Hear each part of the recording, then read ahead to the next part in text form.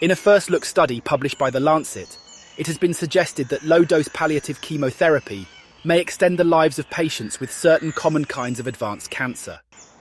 This could be a significant finding, as patients with advanced cancer often choose standard-dose palliative chemotherapy over low-dose therapy, thinking that more chemo is better than little. But this study indicates that patients with advanced ovarian, pancreatic, and lung malignancies may benefit more from a low-dose strategy.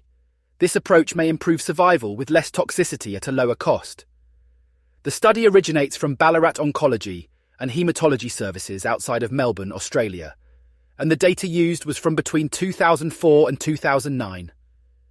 Patients with advanced stages of ovarian, lung, colorectal, or pancreatic cancer were included in the study. What the researchers did was to compare the survival rates of 97 patients who received the recommended chemotherapy dose with 69 patients who received a low dose of chemotherapy, defined as 50% of the recommended dose for their malignancy. Low-dose alternative patients had a median survival of 1.7 years. 5-year survival rate was 20%, and the 10-year survival rate was 7%.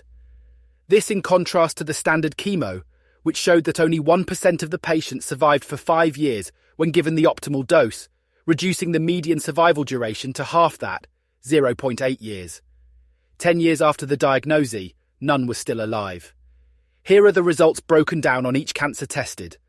Lung cancer, low-dose chemotherapy, increased median survival from 0.55 years to 1.7 years among 75 patients with lung cancer. No individuals treated with the regular dose were still alive after 5 years, while the 5-year survival rate for those given the low dose was 12%, and the 10-year survival rate was 6%. Pancreas cancer. The median survival time for 27 individuals diagnosed with pancreatic cancer and treated with low-dose chemotherapy was 3.9 years, compared to only 0.5 years for those treated with the conventional dose.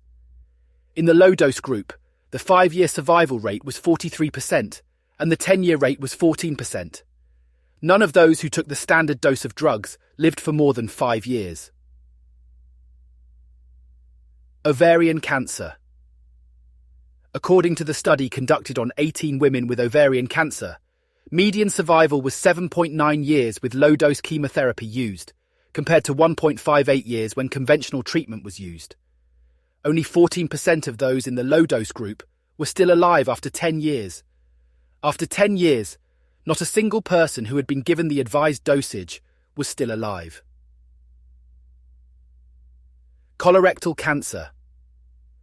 Although the median survival time for 46 patients with colorectal cancer was only slightly shorter when treated with low-dose chemotherapy, 1.3 years versus 1.76 years, the 5-year survival rate was 14%, and the 10-year survival rate was 9%, compared to 4% when treated with conventional dosing.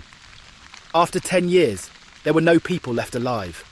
The incidence of colorectal cancer was similar across all groups. The promising outcomes at this dosage suggest that patients may have been on treatment for longer. However, as always, the study's results should be interpreted with caution because important confounding factors, such as the differences in tumour subtypes, treatment length, drugs employed, and surgical and radiological procedures performed, were not taken into account.